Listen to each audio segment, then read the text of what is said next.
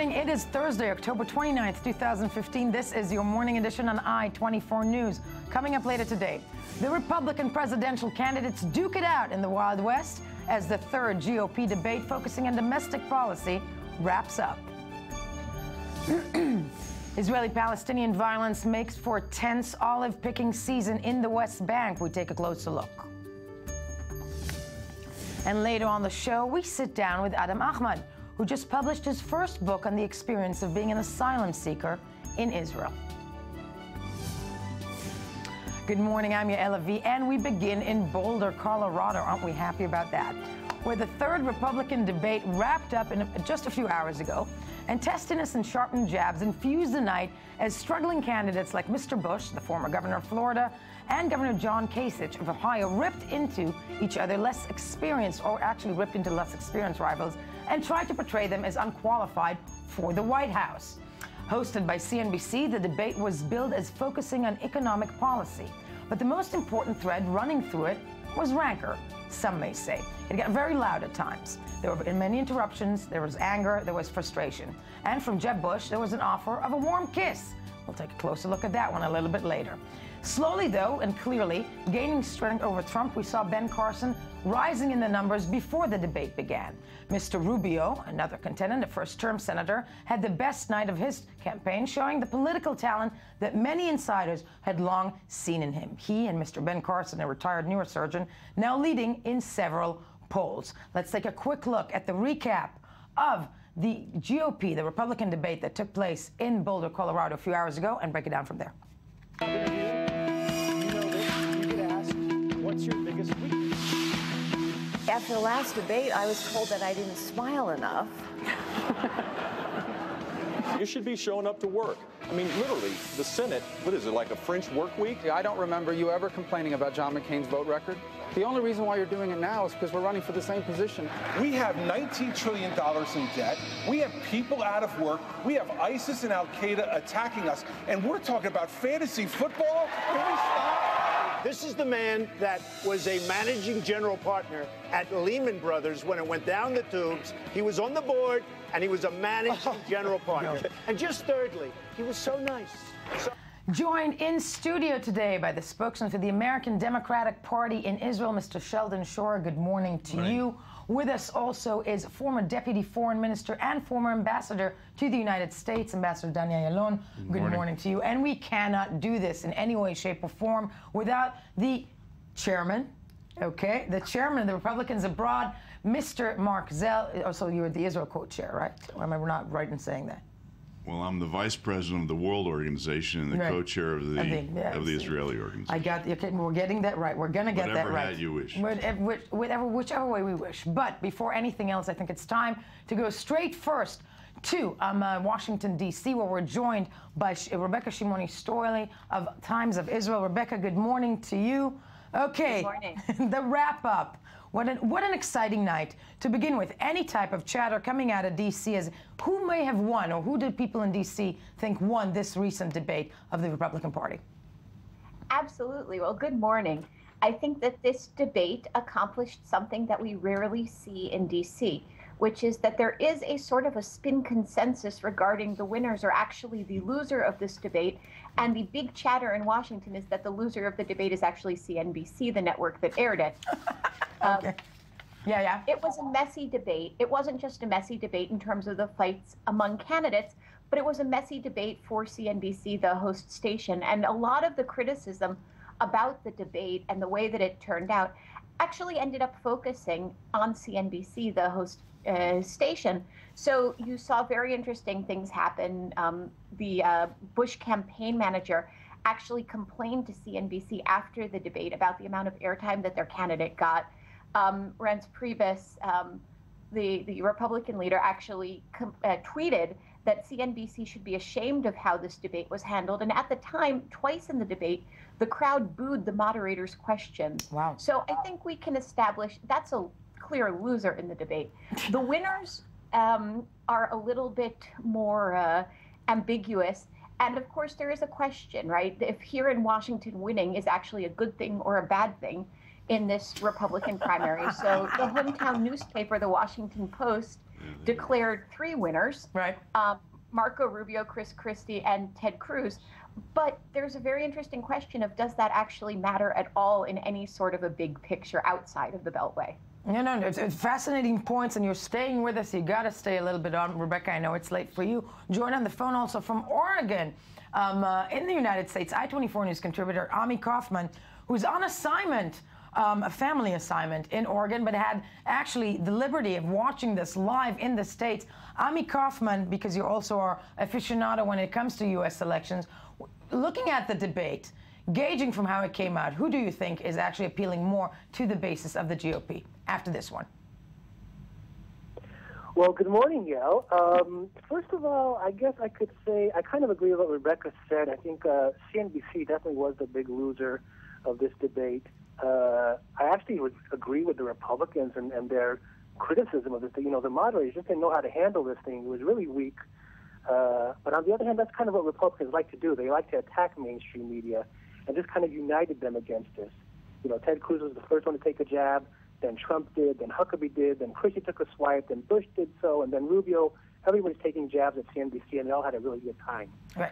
But when it comes to like the person that really lost, it's definitely Jeb Bush was the biggest loser of the night. It was just another lackluster event for him, and he really needed to have a really good night to show his donors that he can get back on the train, and it just wasn't happening for him last night. No, I mean, that's something that we're seeing this morning almost in every headline or in every analysis when it comes to that debate. And I want to open this up to my esteemed colleagues here in the studio sitting with me this morning, because it was, you know, Mark, I'm going to start with you. Jeb Bush, it seems like the people emerging coming out of it, Jeb Bush and Marco Rubio, had this head-to-head throughout the debate, and I want to take a look at it real quick, because I also saw an article about Rubio the other day. It seems like he was being pounded leading up to the debate, Marco Rubio, about not attending the Senate, or not coming to work, so to speak. Let's have a look. Let's have a look. But Marco, when you signed up for this was a 6-year term, and you should be showing up to work. I mean, literally, the Senate, what is it, like a French work week? You get like 3 days where you have to show up? You can campaign or just resign and let someone else take the job. There are a lot of people living paycheck to paycheck in Florida as well. They're looking for a senator that will fight for them each and every day. I get to respond, right? My campaign is going to be about the future of America. It's not going to be about attacking anyone else on this stage. I will continue to have tremendous admiration and respect for Governor Bush. I'm not running against Governor Bush. I'm not running against anyone on the stage. I'm running for president, because there is no way we can elect Hillary Clinton to continue the policies of Barack Obama. Thank you, Senator. I think there's a big Okay, Mark, putting you on the spot. Looking at Marco Rubio and Jeb Bush, I mean, it feels like this guy was a mentor also to Marco Rubio, wasn't he? Yes, so he said, yeah. Okay, who's rising there in your mind, actually? Well, I think Rubio is really on the upswing. I mean, he's a very impressive fellow. I've met him a few times. In fact, he came immediately after he was elected in 2010. His first trip was to Israel, literally after the election. And he came here and he went to Ariel University and to other places. Really an amazing fellow, very, very well versed on foreign policy issues, extremely articulate, very quick on his feet. I think he was a gentleman in last night's debate. Jeb Bush tried his best to go on the attack. He needed to do something to kind of energize his campaign. He didn't succeed. What's going on with Jeb Bush in your mind? He just, look, I saw him in Cleveland at the debate there, and he's a very capable fellow, and he's highly regarded within the party because of the family connections. He's done very well in the money-raising department, but recently he's had to cut back on his staff and so on. He doesn't seem to have the fire in his belly. And that is immediately apparent to anybody that listens to these debates.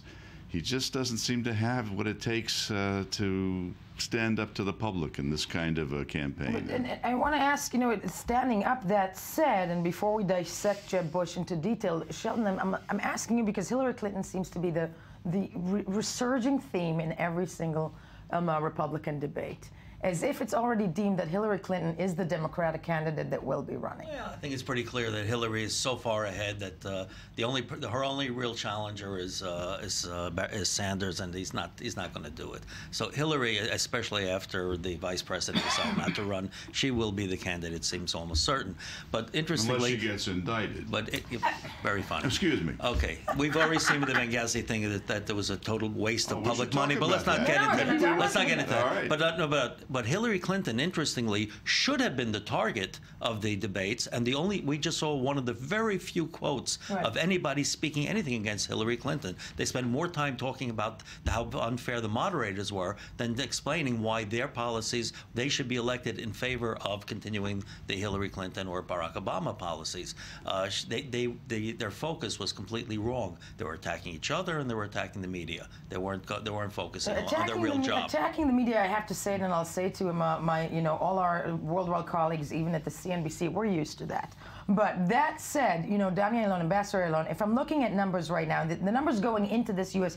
presidential election, the GOP debate, were that finally, because Mark, with all my love for you, the Trump thing wasn't funny anymore, okay? It's not funny. But Trump losing numbers in the...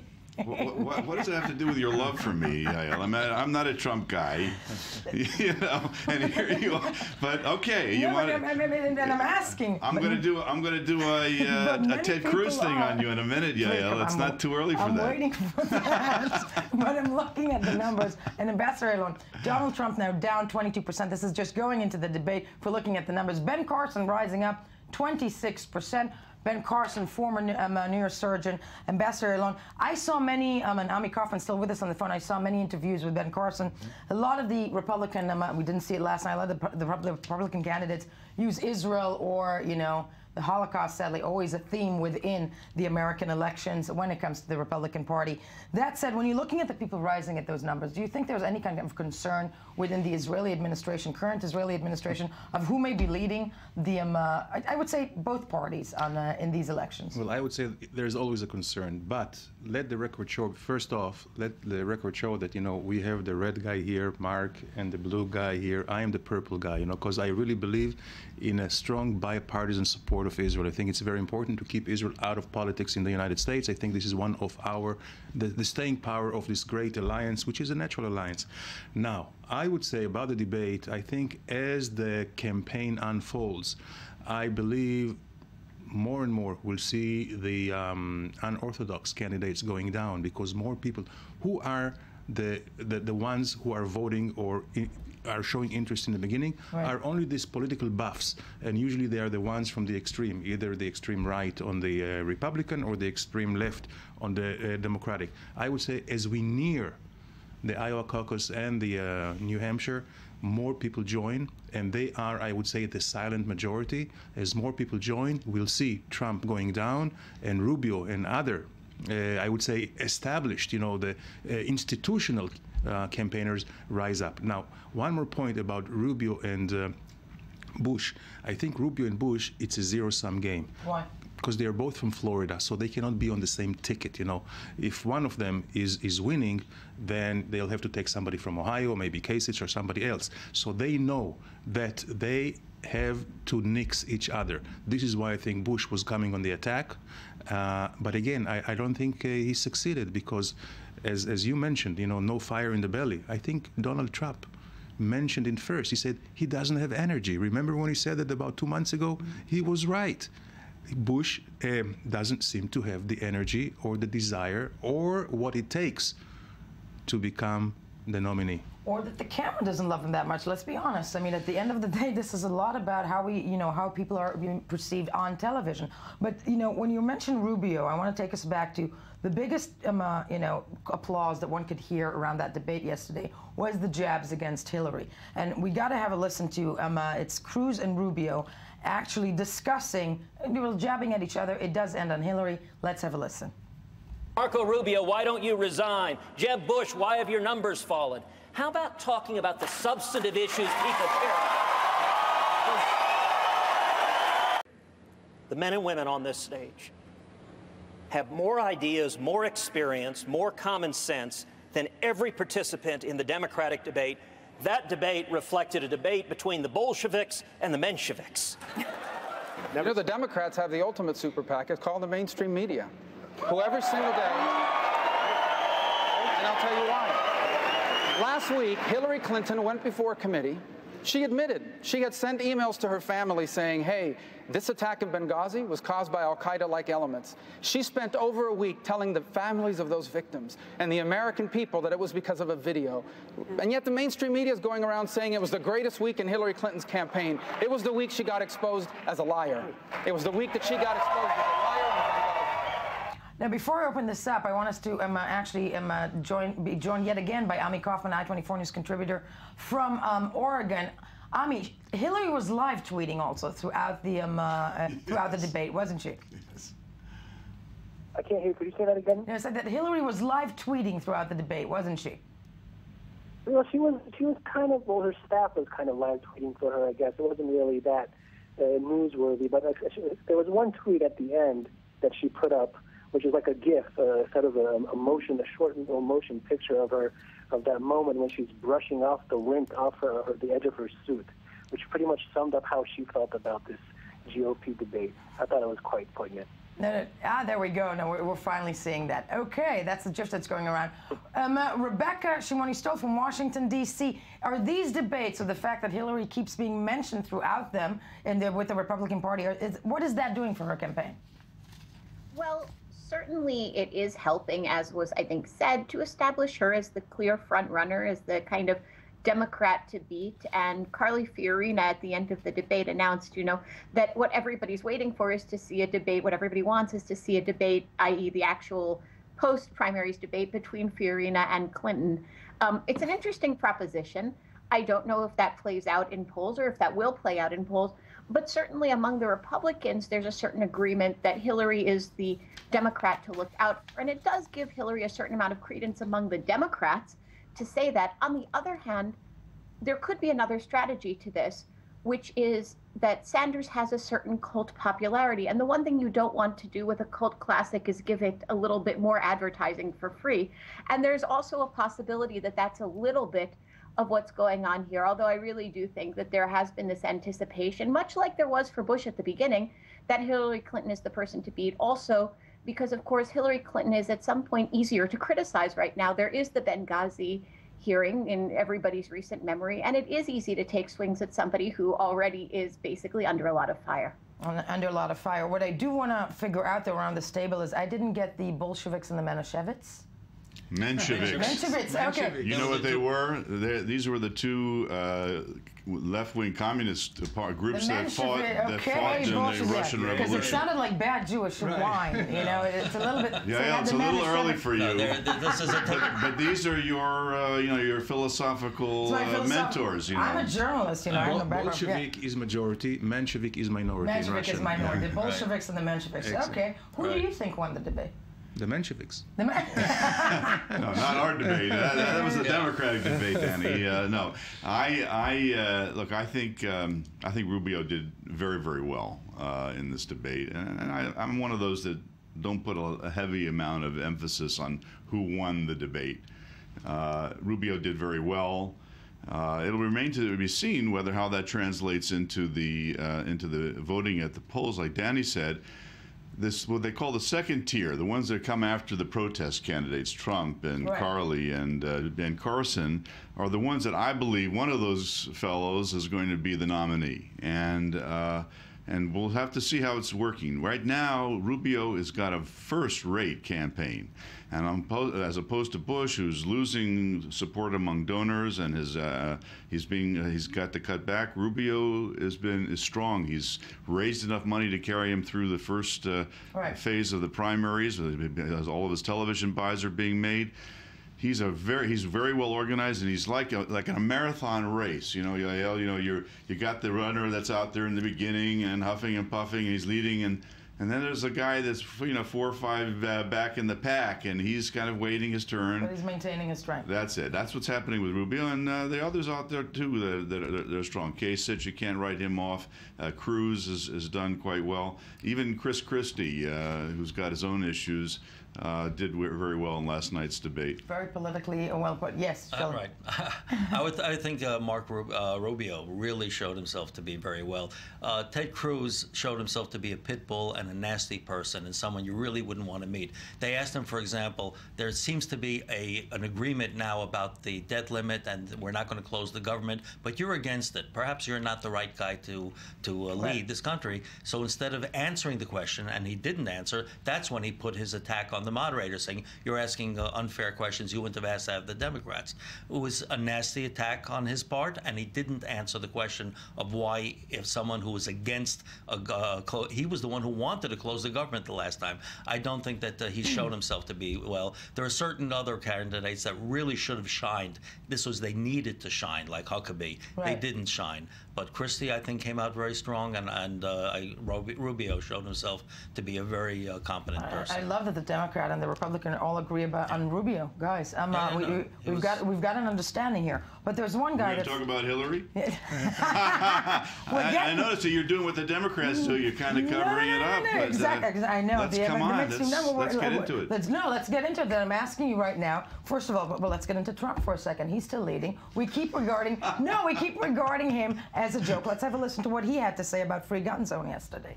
Okay. Would you feel more comfortable if your employees brought guns to work? Yes, I might feel more comfortable. I would say that I would, and I have a permit, which is very unusual in New York, a permit to carry, and I do carry on occasion, sometimes a lot, but I like to be unpredictable so that people don't know exactly what to carry. Unlike this country, by the way, unlike our country, where we're totally predictable, and the enemy, whether it's ISIS or anybody else, they know exactly what we're doing because we have the wrong leadership. But I feel that the gun-free zones, and when you say that, that's target practice for the sickos and for the mentally ill. That's target. They look around. Yes. Is this going to go away? Well, what? The guns or Trump? No, not the guns. Hold on. Get it out, Yael. Come on. Come on. No, I'm asking. Hold on, but Washington, D.C. wants to jump in. Rebecca, yes. Rebecca, contribute. Well, I'm just waiting for PolitiFact to figure out when and how Trump is packing in New York.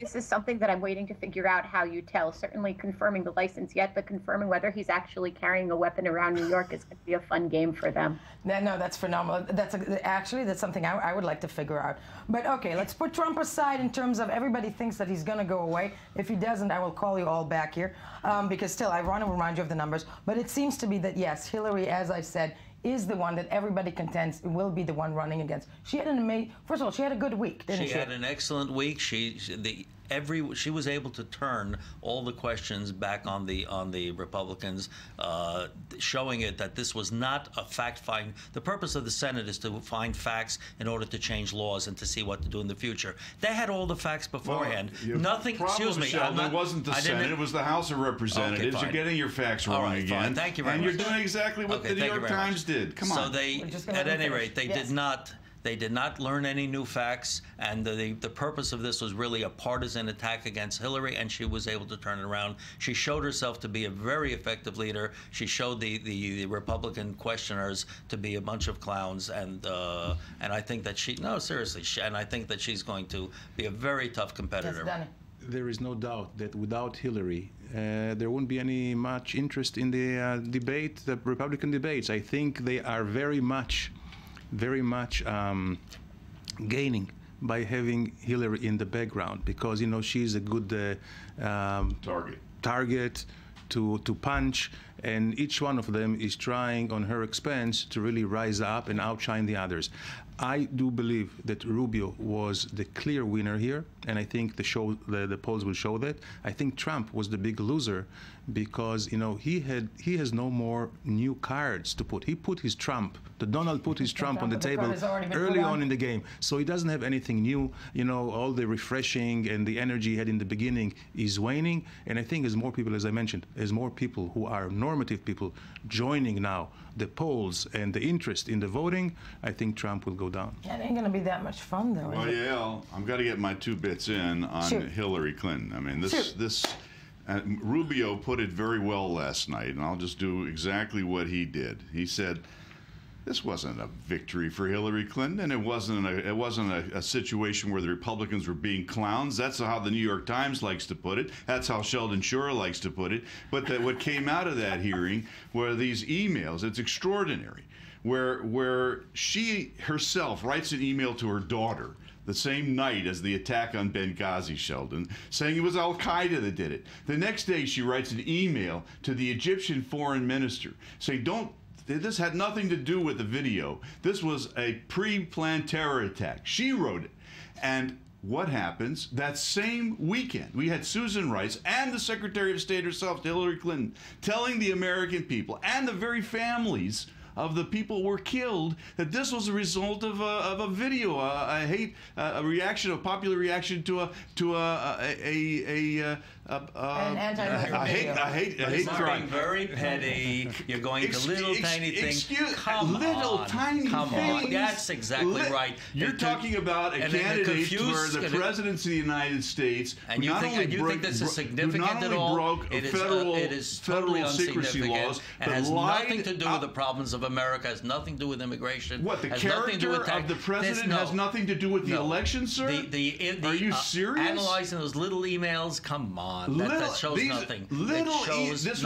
This was the major foreign policy event before the 2012 election. Purple jumping in. Yes. The question is for both of you. I yield to the purple. Yes. The question is for both of you, and especially Mark, is it certainly is something which is irregular about these emails, and I think she admitted it. She said she was wrong in that sense, which I think is right. I think it's good for a politician sometimes to say he's wrong than to equivocate. But my big question, Yael, is, will that have any traction? You know, what you're saying in the press, we don't see any traction, and that's what is going to make or break. You know, it depends what press. I know, okay, if you read the Washington Post and the New York Times, you're right, Danny. But if you read the Wall Street Journal yesterday, or you listen to the Fox News, or Fox News, well, you got a whole different story, and that's what's going to look. Ultimately, the American people are going to decide whether it's important. If that is the only issue against Clinton, that is not the only issue. We'll start with. We haven't even begun with the Clinton Foundation. Guys, sadly, all the time we have, because there are so many questions, but sometimes I just really enjoy listening to you guys. That said, we do have breaking news coming in from our region here. An Israeli soldier lightly injured in an attempted stabbing attack in Hebron. That is just a short while ago. The attacker has been neutralized, according to Israeli sources. More about that in the news coming up. Stay with us. We'll be back in 10 minutes.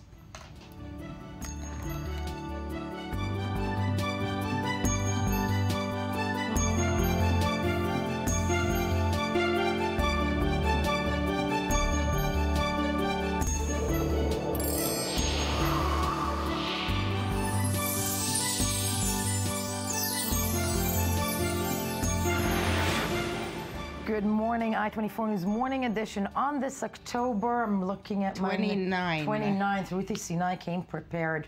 I-24 News editor Ruthie Sinai here with us to give us a deeper look at the stories making headlines around the world and the meaning behind them. Yeah, well, we'll see. What an intro. I know. Yeah. Okay, so we've got this really interesting story. It went up on Yahoo yesterday. It's actually by the French news agency Agence France Presse. And what they're talking about is actually a debate, unusually public debate in Iran about, why are there forces being killed in Syria? And it's really interesting because it's the sort of thing, that obviously one doesn't talk about too much in Iran. But the figures are really astounding. Official figures show that in the last month, 29 Iranians, including a general, some colonels, pretty high up people. Coverage, that's the one that I actually remember. The Revolutionary Guards and Ahmadinejad's former bodyguard. A lot of senior people were killed in Syria. And the Americans are saying there's something like 2,000 soldiers there. And so these comments on social media are very interesting because on the one hand, there are some people who are saying, well, we need to be there to fight against the Islamic State in Syria and so on. And then there are others who are saying, well, listen, don't volunteer to go over there. Why are we there? Because first of all, you need to speak Arabic, which we don't. Secondly, the Syrian cities where you have to conduct urban warfare are really disgusting, says one of them. And urban warfare, not a fun thing. Yeah, and interesting because monitoring I think social media in Iran is the one thing that I find very fascinating, as was the case in 2009. Can it bring up dissent? Can it bring up any type of dissent against the government is something, well, it's hard to say. Tell. It definitely provides clues to watchers of Iran who are always curious to understand. Definitely. Okay, speaking of urban warfare, we're going to a story in Haaretz. Israel-German armies hold joint training exercise in Israel to practice urban warfare. Now, this is not the first exercise of its kind between Israel and Germany, but I have to say it always, sends me. It's really incredible. I mean, 50 years after the Israel and Germany, have forged ties and so on, and their armies are training in the desert together, shooting. You've got the names, even the 1st Panzer Division, which, really takes you back to Second World War. The Erste Panzer, yeah. And, going to Yad Vashem, having Sabbath night dinners with Israeli families. And they're talking about, well, when we were in Afghanistan, we did so and so, the Germans are saying. And the Israelis are saying, when we were in Lebanon, we did so. We did this and that. And you're thinking 50 years, how far along we've come. And, it's an issue that I think, many have different opinions upon, but interesting. Though that exercise does not mean we're going to see any kind of urban warfare in Berlin anytime soon. Not in Berlin, but Israel, I don't know. But anyway, all right. Yes. Speaking of warfare, we're going to your favorite country on earth, South Sudan. Report came out yesterday by the African Union, story on the BBC, rape and cannibalism. The part about the cannibalism is really, I know it's not breakfast show fodder, but I have to, and I apologize to our viewers. The witnesses say they saw people draining human blood from people who had just been killed and forcing others from another ethnic community to drink it or to eat burnt flesh. This is stomach churning. No, it's stomach churning to the point, and I'm glad that you brought, because first of all, South Sudan, with all due respect, a story we do not cover enough in the news. No. We don't cover enough in the news across the world. It's not covered enough. It's a Holocaust that has been going on for a decade, more than that. Yeah, more than that. But it's been a state since 2011. There's so much hope pinned on it. And sadly, I know, has not risen to that. That hope has not manifested itself. But yes. Okay, on to something that sort of slightly comic relief, if it weren't so sad. Hurriyet, Turkish. Excuse me, is it Hurriyet or Daily News? Anyway, I'm sorry. 2 children. Okay, here's the story. 2 cousins, aged 12 and 13, are going home from school, and they see a poster of Erdogan and the President Erdogan, and they think this might be a good thing to sell to some, dealer or a junk dealer or something. Right. So they tear it down. They're arrested, taken to court, and could face 2.5 years in jail. As I said, comic relief if it weren't so sad. I mean, Erdogan, to me, it really, I think it was, what was it, a week ago, that when he's also lumped together both ISIS but with the PKK, and looking at the elections coming up in Turkey on Sunday. Next week, it's just the solidification of this man's power.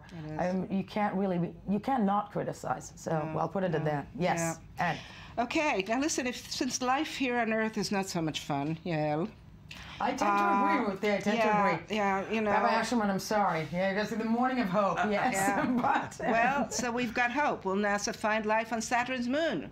Cassini probe prepares a daring dive bomb. This has already passed. It's already happened. Okay. This probe, NASA probe, swept 50 kilometers above the surface of this moon of Saturn, which is now considered one of the most promising sites for future human habitation in the universe. I don't know beyond about Earth. I'm packing. Well, I'm packed. Pack warm, because scientists say it has an ocean beneath its icy surface. I think and we have a report. We have a video report. Let's take a look. Yes. The search for alien life in outer space is getting deeper than ever. NASA's unmanned probe Cassini is set to make its slowest pass yet over Saturn's moon Enceladus in the deepest dive ever into icy spray. By roughly an altitude of 30 miles, which is approximately the distance between Washington, D.C. and Baltimore, we go screaming by Enceladus at speeds in excess of 19,000 miles per hour. We're flying deep, the deepest we've ever been through this plume, and these instruments will be sensing the gases, and we'll be looking at the particles that make up this plume. In 2005, the science world was stunned by the discovery of an icy plume on the tiny moon orbiting Saturn. Earlier this month, NASA released pictures of the moon's icy North Pole, perhaps another chance to find evidence of life outside Earth. Life needs 3 things, right? It needs water, it needs chemistry, and it needs energy. And right now, some of these lines of evidence are telling us that Enceladus has these 3 things. Scientists say they will collect only a drop of water during the flyby, enough to answer some key questions about this moon and perhaps beyond. Hope for us yet. Yes. Yes. Okay, and back to Earth. Yeah, Elle, you've been to Cairo more than once, so you know that sexual harassment of women is a huge deal there. Huge deal. Even before the revolution, 80% of it there in the Middle East is there. And the UN is brings figures of something like 99% of women in Egypt report having been sexually harassed. Anyway, The Guardian has this really interesting story about comic strips being pasted up on all the metro stations in Cairo. And if we can go and show the strips themselves, basically what this artist is showing is how women, the headline is, "What would you do?" And it asks women what would they do if they were, in a taxi on a bus and were the target of sexual harassment. One illustration shows a woman saying, it's harder and harder to tolerate. Sometimes I feel like my body is just a piece of cloth covering my soul. Another woman says, I hesitate every day what to wear, trying to guess what kind of comments this is going to provoke when I get on a bus or in a taxi. It's an extraordinarily disturbing fact that this has been going on for so many years in Egypt. But I'm turning to the woman there who's hitting the guy with a bag, which I think that would be the cartoon I would go for. Yeah. Not sure how often that happens, but exactly. Yes. And then there's that. But no, fascinating and good that you brought that in. You also locked with me in studio as we move along. Please, okay. Yes, as we move along. It is autumn in the Middle East, and autumn is also olive harvest season. Now, every year at this time, the tensions between Palestinian farmers and West Bank settlers tend to flare up.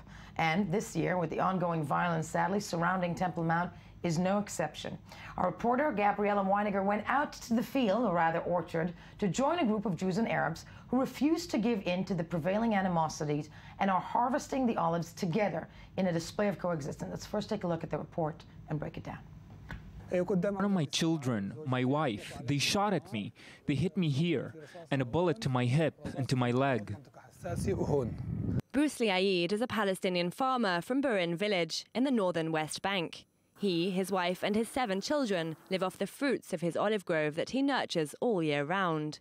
But after an attack by Israeli settlers last year, Bruce Lee says he no longer feels safe to tend his field alone. It's very dangerous. I'm not willing to risk myself or my children.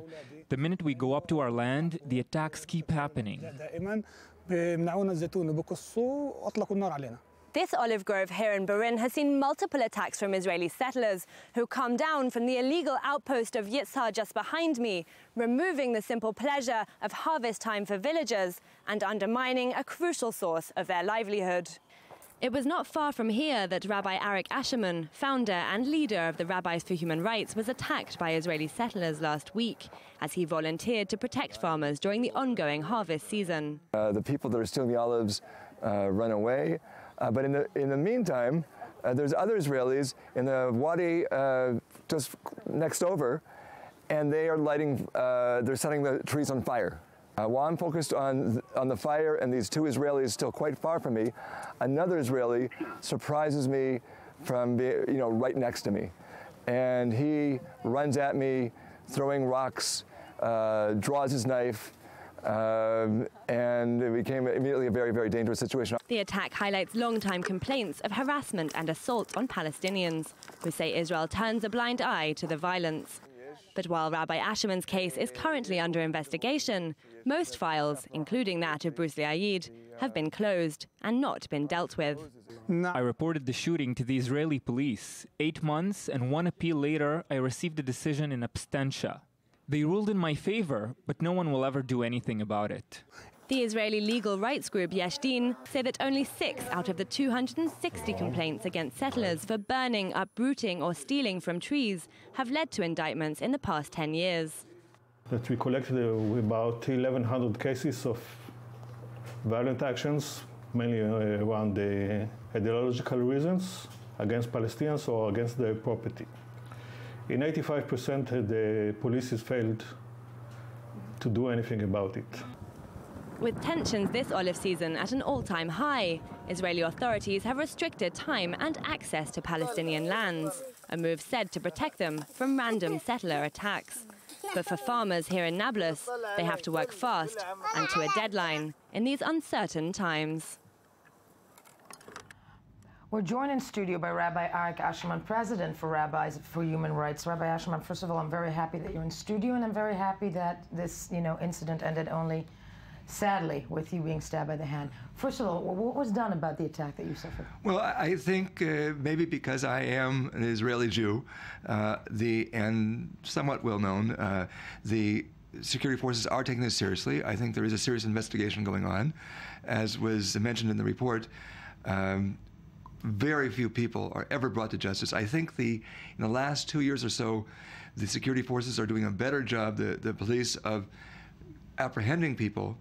But even after that, it seems that very few of them very rarely does it actually end up in some kind of a legal proceeding. Now, when we're looking at the recent several weeks or recent month in Israel, when it comes to the stabbings and the attacks, is it harder? It's a ridiculous question. Also, almost, is it harder for you to do your job, to go out there and assist and try to push for coexistence? Is there even a chance for that, do you think, anymore? A lot of people think we're crazy to be out there. People look at the wave of Palestinian terror, and you say, now you're going out to their olive groves. And then after this attack on me, they think we're even crazier. Why are you going out there? But the fact is, I think a lot of our volunteers feel that this is what helps them get up in the morning. That in the midst of all the insanity going around us, there's something small they can do to say, there is another way. And we've been doing this since 2002. We've been in the middle of the second Intifada. We were sending out volunteers, some of them getting their heads cracked open, shot at, attacked. As a result of our 2006 High Court victory, the Army is doing a much better job. Many Palestinians get to places they couldn't get to 2, 5, 10, 15 years with protection from the Israeli security forces. Right. We're still there to keep them honest, because often there are people within this army that want to turn the clock backwards, and of course in the settlement movement, in the government even. Beyond that, we see that although I give the army a lot of credit for really, even in the midst of everything going on, to making sure the olive harvest goes forward, they are giving in to the threats of violence, to the actual violence. They're trying to appease these people, and canceling. Yes, stop. Yeah, Rabbi Asherman, can I ask you, this fellow, I don't know if our viewers understand this fellow, with the masked fellow, was an Israeli settler, a Jew just as you are. Have you ever tried to confront, to talk to people like him and make them understand that you're not a traitor? We try to dialogue where possible. There are some settlers. By the way, we don't know for sure this guy's a settler. We know he's an Israeli, and I saw him up close and personal. Right. But where people agree, some of them will have nothing to do with us. Sometimes there are people we can talk with. I've, of course, been asking myself, since this happened, what I would say to this person if I were to meet him. What would you say? On the one hand, what brings you to be on a hilltop like this, so enraged and full of hatred, because there was a army-coordinated olive harvest to let Palestinians exercise the very basic right of living off their land. What is it? Is this idolatry that you've made of the land of Israel, this worship of power that says you can be out there and do this? And then I would say, why didn't you murder me? What was it that at the last moment, when he clearly could have, he didn't murder me? Was it that he wasn't a murderer in his heart, at least not of Jews? Was he afraid of the cameras? Was it that he had a moment of tshuva? We read in this week's Torah portion, of course, of the voice that comes to Abraham, don't raise your hand against the boy. Did he hear a voice and said, I don't know. I'm really wonder, is he talking to his fellow settlers about why he changed? Listen, if you were listening, sadly, all the time that we have, but it's not just a valid question. It's the question to ask, and I think you're a very, very courageous man, because people who still believe in coexistence and do something about it are very necessary on this land. Thank you both for being with me this morning. When we get back, a personal story about Darfur. Stay with us. First, the news.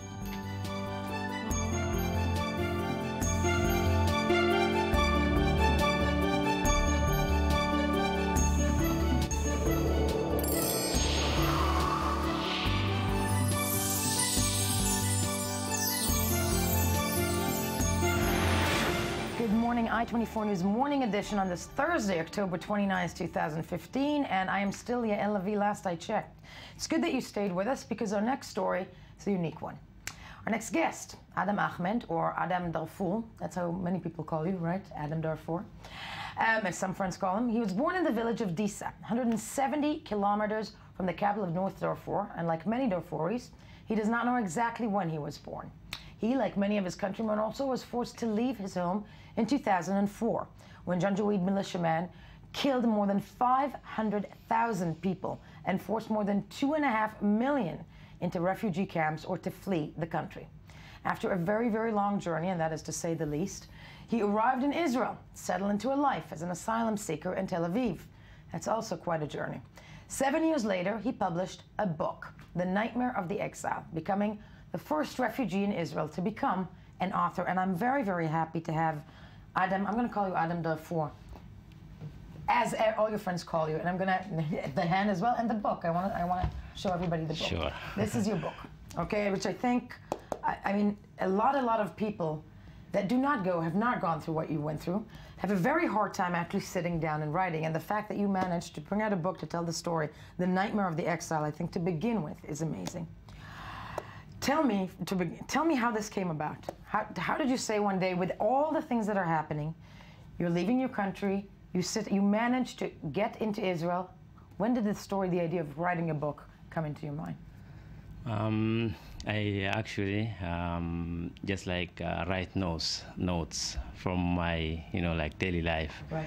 And then finally I just I said it's okay, a good idea to publish to the people my notes, and then to share my story at least, and tell my experience as a refugee, as a refugees from from as a childhood in Darfur, What was your life in Darfur? What was your life like in Darfur? When I was young, I grew up there as any child. It was a very nice life I spent over there, but unfortunately, since 2003, which is a conflict of Darfur started, then everything dramatically changed, and then forced me to leave my country and to live in exile, also other Darfuris who are still living. Did your family survive? Anybody from your family? I mean, where's your family from Darfur? My family, yeah. I grew up in Disa, and then, my family right now also in Darfur, in the city. They're not living in refugee camp, in Al-Fashir. So. Are you in touch with them? Are you in contact with them? Yeah, contact, I call them regularly, but it's not easy sometimes, the connection from here to call. Yes, at least I meet them. What do you think people, and I would say especially people around the world right now, need to know about refugees? What do you want people to know about refugees? Refugees is just first, I was in Egypt, and I saw I was in a place called Mustafa Mahmoud Square, which is in Egypt. Yeah. When on your way into Israel. Yeah, and then 27 people killed over there because just a kind of protest in front of UNHCR office, and then since then I saw the word refugees is not, I think it's not word survive, is still people then I moved it and I came to Israel here. Also I saw how the hard life and how do you feel about how Israelis treat refugees, the issue of refugees and asylum seekers in Israel? It's very bad. Since I came here, creating laws, law after law, Gidera, I don't know, to be in prison for 3 years, then Holot 1 or 2. Right. So, You came here, and how many years were you in the prisons? Yeah, I was in prison because for being an asylum seeker. Because asylum seeker, they arrested me beginning of this year of the issue of I hadn't I supposed to go to the interview and I didn't go there. Then just they arrest me and they put me 16 days in prison with no reason. So I was there. I'm asking myself what's wrong. I didn't do anything wrong. And then I saw myself inside the prison. So this is make me to see how when you say refugee, because of this word, so I just put in prison. So this is became like Just like because refugees. You're a refugee. Yeah, because the refugees became today is like like criminals. So I just shaped it even in my book when I wrote. I mentioned that like to be refugee and then to be in prison, or to put in like detention center like Cholot. Also, it looks like prison the same. Cholot in many ways is a prison as well. Yeah. So and that's the facility that that a lot of asylum seekers in Israel end up in. And when you say the nightmare of the exile, who do you, I mean, you hope that people will read this book and find the story. What is your situation now in Israel?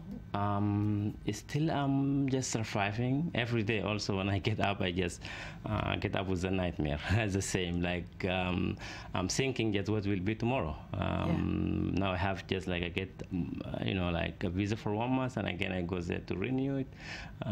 I have a lawyer like help me, like to do the process, but still I don't know what will happen tomorrow. So the case maybe also will not finish soon, because like something became regular, like today and tomorrow after tomorrow. But it's not having a basis, not knowing what where you're going to end up tomorrow. Yeah. Would you like to stay here? Yeah, for me, like because even when I wrote the book, I wrote in the back of the book that the donation of the book will, I will donate for like for Darfur refugees who living in camp, like it's not here but in camp over there. Yeah, so what I'm just planning for, like I want to see how to sit one place to help them at least, because like to stay inside the camp today is like it's hard for me, and like Janjaweed over there, Sudan security, and is struggling. But if I find like I'm looking for place that at least to be like stable to just help them, even to send them, like I'm away, but at least like to help the children to go to school.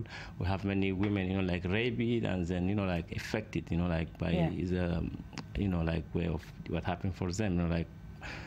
So hopefully like to get some donation from the book and then to send for them like to try and help the people there. Well, first of all, Adam, I think that it's a remarkable undertaking to actually manage to tell your story, put it on paper, not just the fact that it was published, but the fact that you had the time to do that, that you found the strength to do that, and that is to write The Nightmare of the Exile. That is the story of the refugee from Darfur, Adam Ahmed. I think this is the book, and it's it's amazing. I hope. And you can get it on Amazon, right? Yeah, it's on Amazon. And also, I wrote another book, which is like a working title for it is called like Destiny. It's short stories of Darfur, and this is not like because it's one like biography about my personal life, but the second one, is I'm going to tell the world about the life of Darfur, the culture, because the culture gap also one of the problems that today, like even in Israel here, they like if you go to South Tel Aviv, you see like people, they don't understand us, who we are, because there's a culture gap, like they don't know what kind of food we eat, they don't know what the music we use every day, and like. So the culture gap is to bridge that culture, to bridge that gap. Yeah. So I'm just writing to the world to know who we are and how our life, because like our region is the like was stable before, and we didn't like I mean before 2003 we didn't get into conflict to understand what's the problem, and we don't know others' culture, but since the conflict in Darfur began. Yeah, so just like. People just like flee the country and they don't know even because first time for me like to see like how to stop and cross the road like with the light. Those are the things that you needed to learn. We take donkeys, we take camels, like we don't have light over there, we don't have big buses or high rises or not. Maybe I saw a bus and this time maybe when I was 14 or 15. No, and I'm thinking of the remarkable, that moment when you have to flee a place that you come from and then you enter this modern world and everybody tells you that they don't want you. That is essentially what's happening, right? For the people who flee Darfur. Yeah, that's it. No, and I think it's a book that everybody should read, and especially nowadays when there are so many refugees all around the world. That's right. And as you mentioned, coming from one culture to another and having to ask that culture, that new culture, to take care of you. Yeah, and also hopefully like world to understand, like even people, refugees are people, like like everyone, they have stories, they have their own lives, they have families, so people understand them as a human being. Everybody can listen to refugees are people. That is something that everybody needs to remember. Adam, you're staying with us. We're moving to something completely different, but trust, I promise you this is going to be a lot of fun. Because it's Ronnie Staub, who's with us in studio for something entirely different, and that's the web review. But once again, The Nightmare of the Exile, and it's a book you all need to find on Amazon and read. Adam Darfur, The Story of a Refugee. Also, there is like one library here, like in Valentine. Right. Yeah, like I just yesterday talked to them, and then they will start to order some book over there. Then everyone who wants to go to them. Okay. Well, no. Ronnie. Yeah. Yes. How are you? I'm good. How are you, Adam? I salute you for being able to go past the survival, everyday life into turning it into words and stories. And we are going for culture. And we're going to culture from here. We're going into culture, yes. Diversity in fashion. It is still a thing. The website Business of Fashion released statements regarding the last fashion weeks around the world. Looks like out of the 3,875 models, only 797 of them were women of color, of all sorts of ethnicities. I was about to say, that's one heck of a move from a very, very exciting book to the fact that we are still discriminating against African Americans in the fashion industry. But I am bringing good news. There is a rainbow and a unicorn over there, because Linese Monteri, a 19-year-old model from the Dominican Republic, is crashing all of these statistics. She rocked 68 shows in total. She opened 5 of them. She closed 1. Givenchy, Alexander Wang, Marc Jacobs, J.W. Anderson, and more and more and more. Prada, Versace, more and more and more and more and more and more. You can see her. One of the things that I love is that there is such a, she's so strong. Her features are so strong. It's not like she's from the Dominican Republic, but she has this Barbie kind of a beauty from the Dominican Republic. She's a woman. Her features are telling, I would think, a story, and it doesn't matter. A white girl of features can tell a story as well, but I'm just saying it. There we go, where we're seeing her. Yeah, there you go. Okay, there we see her again and again. Okay, there you go. She has this like short afro. She's very much like working the features that are showing that there are all sorts of women in the world, and there are all sorts of beauty icons that women should look at, enjoy, and whatnot. Yes. She is talking about the fact that it's all running really fast for her, the attention she's getting from the environment. She's saying, I completely understand models like me are changing the mentality of this business, and it makes me very, very happy. I want to survive in this business for who I am and not my skin complexion or my hair. Okay. Yeah. Beautiful. Morgan Freeman is in Israel. I know that we were all, our prayers for God in the past couple of weeks were kind of. in Israel. Yeah. Stop the process. So maybe it's not the God that everyone's looking for, but it is the God. Bruce Almighty, even Almighty. He's doing it? Yes, he is doing a documentary for our National Geographic and Highlight Films called "The Story of God." He is filming it. And again, Morgan Freeman is God, because that's Morgan the Freeman. Voice of God. Well, we were asking for God in the past couple of weeks, right? And God has arrived in the shape of Morgan Freeman. And obviously, this movie is analyzing and researching the whole idea of God. He is talking about the fact that he's primarily interested in why, what is the why of it, as he's saying it. I think that we also have a small clip of let's him. take a look. I'm primarily interested in why. What is the why of it?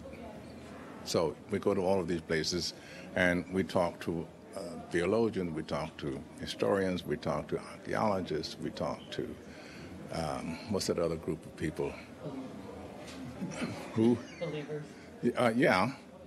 And we tried to just find out. Yes, I saw the backdrop there. I think that was the American Colony. It's a great hotel. Yeah. So God's staying at the American Colony Hotel. And he's both the star and the producer of this film that is about to be released in April. Locations include Israel, Palestine territories, Egypt, Guatemala, Turkey, and India. God in India. God in India. Well, God is definitely there. Drew Barrymore, well, maybe she found God as well, because she is releasing a new book called Wildflower. It is a sort of short essays, not really a memoir, but short essays about her life. I will read your book first. Yeah. Okay, I promise. But talking about Drew Barrymore, started in E.T., became the superstar. At the age of 11, she developed a drinking problem. At 12, she was a drug addict. At 13, she cut her wrists and was hospitalized. And at 14, she legally divorced from her parents. So I do think that short essays, and it's not about that. It's not my dark and hard life. It's more about like how I was able to rise from it. She is talking about the fact that all of her experiences brought her to be who she is, and she is thankful and love and light. And Drew Barrymore. Yeah. Okay, tough life there, but I think we'll get to this one faster. Ronnie, thank you so much for being with us this morning. When we get back, sports. Stay with us. Now, the news.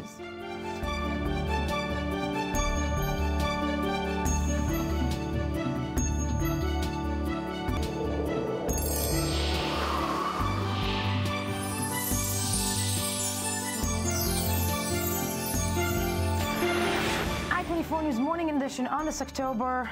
I keep forgetting the date. 20-something. 29th. 20, who gives? No, for that we have a journalist. Working news, for us the dates are the most important detail. This is a serious journalist. You and I, Amit Kling, are not. Okay. That's true. And it is the time to pass to I-24 News sports analyst Yoav Borovich, a great man, a great journalist. What do you have for us? Okay, I just came back from London actually yesterday, and rub that one in. While you walk the streets, look at me. It relates to what I want to talk about, because while you're walking the streets of London, all you can see are tens of thousands of New Zealanders and Australians getting ready for the big game in the weekend, which is the World Cup final of rugby. And it's going to take place in Twickenham in London. Right. And it's just an unbelievable event because rugby, we're talking essentially, just for the people in the audience or the viewers who do not, rugby is football without the helmets. Exactly. You know, the Americans. It's football with more brain damage. Yeah, look at that. Wow. This is the haka. This is the dance of war of the New Zealanders. It's the most popular dance in the world, actually, these days. Yeah. And people just are going crazy about this event. We're talking the All Blacks, the New Zealanders. You know, they're named the All Blacks. Right. Ouch.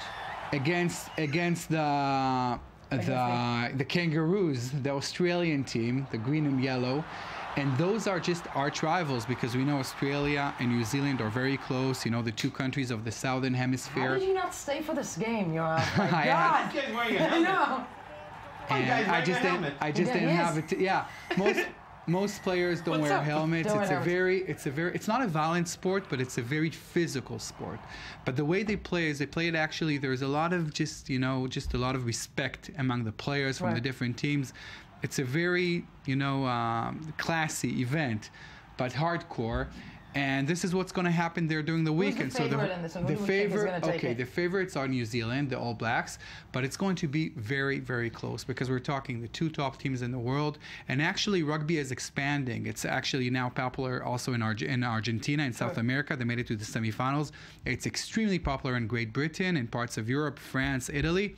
So, it's going to be a lot of drama just to see those very, very strong men going at each other.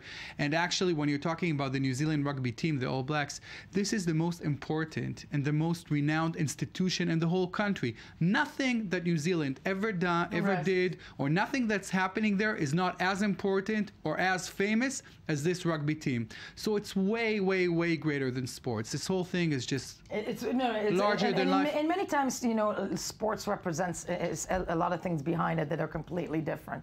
Such was the case of the soccer wars. I'm looking it's the end of the world behind me, right? It's essentially what's going on right now. God is angry about the rugby match. The end of the world behind me. But moving along with sports. Ed.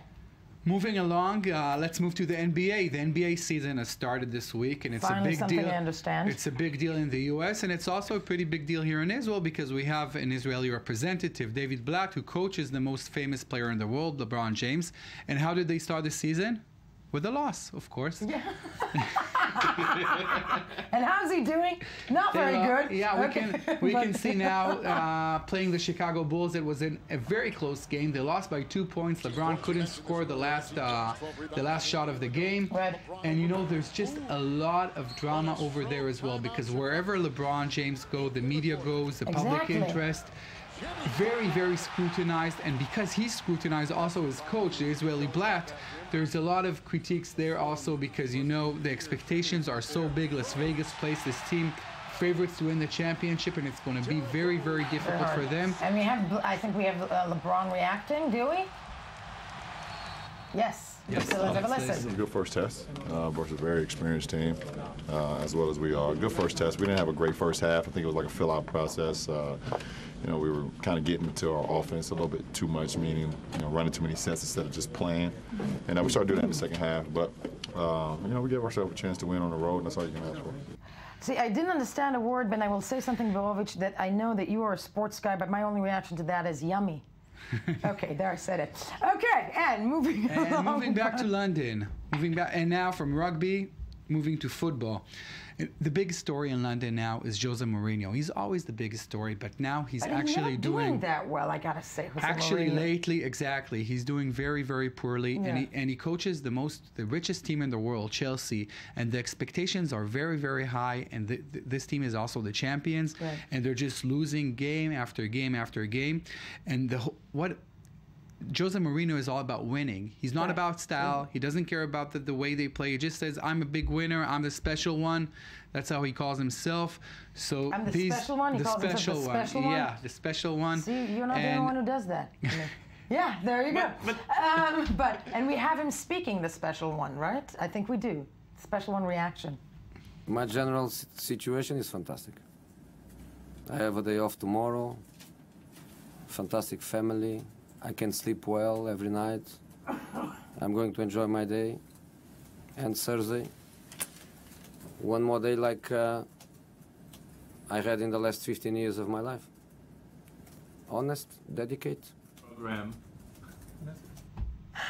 I'm speaktless. Even when he loses, he wants to come. He wants to come across as a winner, because that's so he doesn't even. He will tell the media, you won't even have the gratification of making me feel bad. But actually, these days he is feeling bad, and and people are saying that if they're losing their next game against Liverpool at home on Saturday, Jose Mourinho is out the door, which will be just a very big story in England and all over in Europe. Even in our little neck of the woods in the Levant. Yes, because you know the last time when he was fired, Avram Grant. Exactly. The non-special one replaced him. We're having a football chat here. Yes, but it is the time to move. I think. Is it the time to move? Yes. Well, do you want it to be the time to move? No, it's the time to move to the web review, the spiral viral that is Amit Kling, because Ami Kaufman's on assignment, visiting his grandmother in Portland. So, yes. The Portland case. The Portland case. Yes. The Portland case. All right. I didn't bother staying up for the Republican debate this time. Did you? You have? I watched it this morning. Okay. Any good?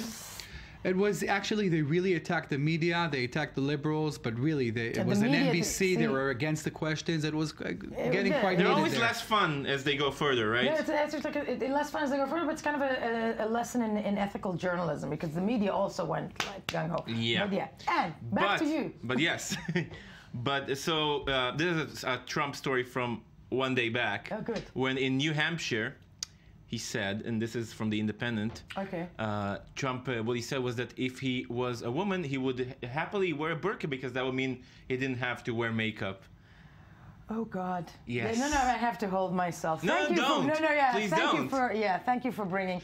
It's like women prefer to wear burqa because they don't have to wear makeup. Yes. Right, okay. Yeah, and I said, underneath the veil, everyone is beautiful. That's I know, but going into the Republican debate, he was still leading 22% in the polls.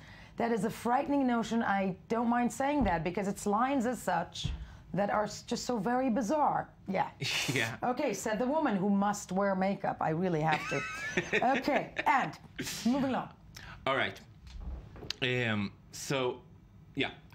Washington Post, this is terrible. A freighter carrying 5,000 cattle sank outside Barcelona port city called Barcanara. I'm probably mispronouncing that. Barcarena. And at first, this is terrible. I'm sorry. I shouldn't be laughing for this. At first. But at first, villagers were happy because drowned cattle were taken to the shore and free beef. Okay, free beef, got you. But But most of the cattle came up like a week later. Yeah, that's not free beef. Not beef. That's not beef. And now it's considered possibly that's mad cow disease. Yes, and they're not touching that. It just stinks up the shore to high heaven. 5,000 cattle. 5,000 cattle. You can see that. This is like a picture of something of God telling the people of the earth that we're doing something wrong. I'm gonna say a terrible thing now. It turns out that if you submerge a cow long enough, it turns into a hippopotamus. Okay. Yes. Thank you, Amit. I am sorry. Look at this. Very, very true. It's quite awful. Actually, and that explains the hippopotamus, I think. Then maybe they're dead cows. They're submerged cows. They're submerged cows. Put a cow underwater. And that's what happens. I am sorry, animal rights people. And moving along, I'm just. I don't want you to be offended. Kotaku. Yes, Kotaku, which is it's covering a lot of Asian culture. Is also reporting about an anime actor named Ai Takabe, who was caught with a little bit of cocaine and arrested. Now, no big deal, right? Right. Japan. You know those anime actors, but they got a problem. Yeah. Okay. Well, a problem, a hobby, that depends on your outlook. Yes, but in Japan, don't get caught with drugs. Foreigners get deported. What happens to anime characters? Actors, clearly. Characters, nothing. But actors. Well, she was taken off her show's credits. Okay. She's in a very popular show called Kill Me Baby. And she's been taken off the credits. Her character and actor have both been taken off the website. Pretty much everyone who has ever had business with her is completely disassociating. It's very rare for a Japanese celebrity to get mixed up in any drugs because, again, laws on drugs there are insanely strict. Insanely strict. Okay. Note to self. Yes. No, indeed. Don't. And do not go to Japan and do cocaine. It's also, by the way, I think one of the most expensive countries in the world, really is. Except places like Saudi Arabia. Then there's accepting those. Yeah. Yes. And moving along. Vice